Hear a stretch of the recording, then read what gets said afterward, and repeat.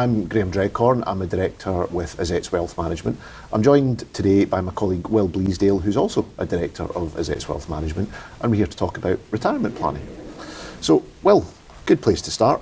What would you say retirement planning is?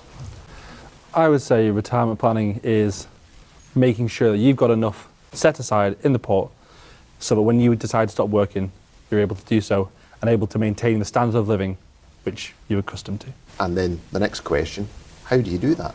I think the starting point for retirement planning is to look at what you've got already. So when you come to speak to a financial advisor, the first thing we'd always recommend that you do is get an oversight of your existing assets, your existing pension provision, and then also ask for questions about what do you want to do when you retire. The job that we do when it comes to retirement planning is looking at where you are, looking at where you want to be, and then putting a plan in place to bridge the two. Mm-hmm. And what type of questions do you find are the most fun ones to ask people when you think about retirement planning? Because sometimes it can seem a bit stuffy if we think about what annuity rates, what income, but there's a really fun side to retirement planning too, isn't there? Yeah, absolutely. And I think it's those questions around, what would you be doing if money wasn't an object? What would you be doing if you didn't have to go to work every day? And then you can sometimes use those answers to inform what people actually want to achieve from their retirement. That's great in terms of the fun side of it, but looking at the technical side, what do you actually do on a day-to-day basis if we're retirement planning? If we've got an idea of a budget, how do we go, what products do we use, how do we help somebody pay for the rest of their life? So there's a variety of products we can use. For most people, they think retirement planning, they think pensions, and pensions have some really good tax benefits, things like tax relief on payments in, tax-free growth on the investments underlying. But there's other things to consider as well, because pensions aren't accessible for most people until age 57. Mm-hmm. So if people want to retire earlier, then oftentimes we'll look at other things like ISAs, cash. Some people have companies they may sell at some point. Some people will have property portfolios that generate a rental income. So it's really bringing all those different strands together and looking at how each of them has a different tax treatment and how each of them can form part of a client's retirement plan. Is it a linear type of expenditure where you'd expect to spend the whole thing for the rest of your life, or do you find that it changes with different clients and how you approach the spending patterns? It does vary client to client. For most people, I guess when we're looking on a spreadsheet they may have done at home, they'll just be looking at, I spend this amount per year, I'd like to spend this amount for the rest of my life. But actually for most people when they enter retirement, what we're seeing is that they'll spend a bit more in the early years of retirement. They've got more free time, they've now got hopefully some financial freedom, so they may travel more, maybe do more socialising, more time with the family. And what we do tend to see is as people get into maybe 80s, 90s, people naturally tend to travel less, tend to spend a little bit less on social things, but then also care costs can creep in. Mm-hmm. So it's also important to have a reserve so that if there are care requirements, then we can spend the money there as well. Yeah. And is care something that you think is a likely scenario or an unlikely scenario, or is it a bit hard to predict for people? It's hard to tell, and obviously it's individual to individual depending on what their health is when they come to retirement. I think statistics are around 17% of people end up in a care home, so perhaps less likely than we think. And the average length of a stay in a care home tends to be about a year and a half. So whereas people will all know someone who's gone into care and been there for 10 years or maybe more with something like dementia, for instance, actually the likelihood of going into care is less than most people would expect, and it tends to be the length of a care stay tends to be less as well. Yeah. And you've got care in the home to think about as well, because that's the other side of this, isn't it? Is although you might be having care planning of a care home to think about, for quite a lot of people it might be that they need to budget for somebody to come into the house, so there's an added cost to that would form part of any good retirement plan as well. Exactly right. So what we're doing retirement planning, what we want to do is we want to make sure there's enough there to meet the basic standard of living, so paying for your mortgage, or hopefully your mortgage is paid off, or your rent, or your council tax, and then some surplus to enjoy, and then ideally, if we get in there early enough and we can make a really good plan, the surplus there to cover eventual care costs if they're required. That's nice, but as we've established, we don't necessarily always need that for everybody, and that can also lead into thinking about like legacy planning for families as well, because that is an important part of the discussion around retirement planning, because if we can put somebody in a place where they've got enough funds to live, it also gives a little bit more freedom to then look at, well, how do I help my family and what can I do to help them out as well? Exactly right. So when we come into retirement, hopefully have a really robust plan in place to meet their expenditure throughout the term. But if there is surplus assets which aren't required, then we can get into a bit more inheritance tax planning, legacy planning, making gifts while you're still young enough to see your children enjoy it before wait until you pass away before you eventually get the assets. Yeah, that's really important. And in terms of, I guess, with retirement planning and pensions, there can be a really interesting situation sometimes where we don't always spend the pension first, which is not what a lot of clients would think. Do you think the first thing we would do with retirement planning is fund the pension and use it? But sometimes that's not always the first place we go, is it? No, not at all. So people have this idea sometimes that they think pension, they think retirement planning. I'm going to stop working, I'm going to start spending my pension. And sometimes that's right, and sometimes that's what we do. But if someone has, for instance, ISA assets, an investment bond, or just a lot of cash, then actually we might spend those first. And that's the beauty of having a plan in place, isn't it? Is if you've got an idea of how much expenditure a client's got and when we're likely to spend it, because at the end of the day, that's just maths, really, isn't it? It's understanding a certain level of expenditure that goes out, what targets we have to meet in each year, and then you can refine that plan as time goes on. But by actually having a plan in place, it gives you a lot more comfort to establish with a client, do you know what, you've got more than enough money than you need, so we can afford to start giving money to the grandchildren. And, do we want to help them out with school fees? Because, we all know private school fees are getting a bit more expensive, so if you're in that world, that helps a little bit with private school fees. And it's just nice as well to actually be able to spend and enjoy time with the grandkids. And I do the same thing as you do with your clients, where it's wonderful where you can say to them, look, you're ahead of the game right now.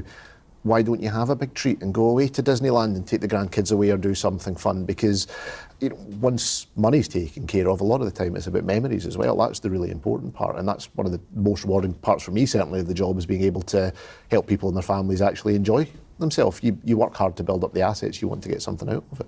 I think a lot of the value that we add as financial planners for our clients isn't just helping them improve the investment returns on their pensions or their ISAs, it's also helping them build that financial plan, like you say. So we've got a plan, it's a roadmap of their retirement, we can plan how much we're going to spend, we can take conservative assumptions for growth, and then, as you say, we can see if there's any surplus which we can tell them to please enjoy and please spend, because eventually that opportunity will be taken away. How long is someone likely to live for after retirement? See, that's a really interesting question, Will, because what you would start with was looking at like life expectancy figures with the ONS, which is a really good way to start, because they'll give us a cohort of, if somebody was born in this year, how long we'd expect them to live for. Where it does get interesting from a financial planner standpoint, though, is that most of our clients, because they tend to be wealthier and have got access to things like good healthcare, good diet, they tend to be living longer than your average person. So if you have an average age life expectancy, which might be 88, 89, we would be typically discussing with a client saying, well, let's create a scenario where we might be looking at you living to 95, 96 as a default, but then let's also have a look at what happens if you were to live to 100 as well. Because when we think about the risks of retirement planning, there's two very big risks, as you know. One of them is you've got to have enough capital available and money to spend, which is the easy part in some senses, because that's just having cash either in a bank account or in a pension ready to pay at any point in time. And that's the simple part to plan for. The really difficult part to plan for, I find, is how long is somebody going to live for, because nobody can tell you what date they're going to die, which would make our job much, much easier, but unfortunately that's not the reality of it. So we've got to try and work with some assumptions, which is what happens if you live to 95, what happens if you live to 100. And it's also very interesting when you layer the care costs into that, as we discussed earlier, because if you have a scenario where somebody might live to 95 and they don't have enough money, then we need to start thinking about how we treat the underlying investments, because the investment risk discussion changes a bit there. Because when we think about investment risk, we're obviously thinking about risk in terms of how much an investment's going to go up or down, but sometimes what can get missed is actually the risk of, well, what happens if you run out of money? Because that's a huge risk factor, isn't it? It is. One thing that I get asked a lot, I wonder what you say to this, is people always say to me, how much money do I need to have a nice retirement? Yeah, and the how I always start that is what are you going to do? Because that's the question. I mean, if we look at your, what I guess you would call your minimum income requirement, what do you need to stay in a house?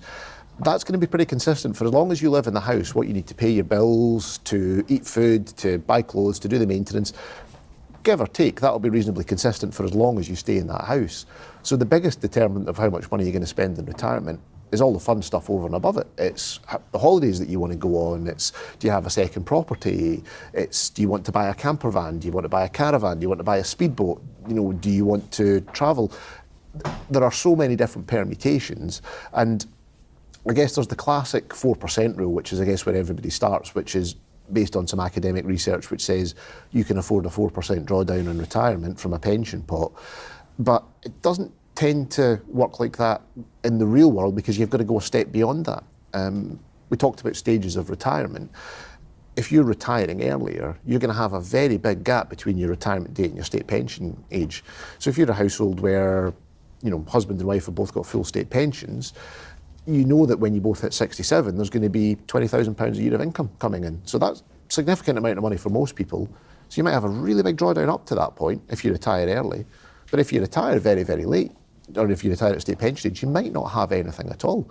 So it is a very complicated, nuanced answer. But that's also the best part because it gives people so much freedom to choose the retirement that they want to lead. It's not now constrained to, I'm 65 and I have to live on X amount of money. So yes, it's more difficult and there isn't a straight answer, but the reward to it is that it also means that with proper planning, you can actually have the retirement you want. Okay. And when would you say is a good time to start your retirement planning? Yesterday is always the answer to that, isn't it? But I think you can never start too early. I think it might be that in the very early stages, what we call accumulation, that your retirement planning can be quite straightforward because when you're younger and you're starting your career, the main thing is just putting money away. And as long as you're doing that, that will trump not doing anything. So that's the easiest thing to do. Then typically what I guess you would see is that when you get to, maybe mid to late 40s, early 50s, at that point in time where children are growing up, you've got debts under control, you may be moving ahead in your career, that's the point when you probably need a bit more interactive planning because you've got a few more options in terms of adding more into pensions or different assets because you're a little bit more liquid, whereas maybe in your earlier career it's just a case of building the habit up. And from that point in time, anything's ideal. You can do it just as somebody's about to retire. I mean, even if we picked up somebody a year before they retire, there's still enough time to take some action. But generally speaking, I would say the more time you've got, the better. Would you agree? Yeah, absolutely. I think the benefit that someone has starting early is they get the years of compounding interest, whereas someone who's very close to retirement, you can only do so much. Even if they've got good salaries, good opportunity to make pension contributions, they missed out on 20 years of growth. Yeah. And you can't really replace that. Well, thank you very much for all your insight there. That was really invaluable and covered some interesting topics, I thought, which is good. Thank you to everybody for paying attention and listening to what we had to say today. This is a very complex area, as you can gather from what Will and I have said. So if you do need any assistance in this, please do reach out to the experts. Said myself, Graeme Dreghorn, Will Bleasdale, or any of my colleagues in Azets Wealth Management would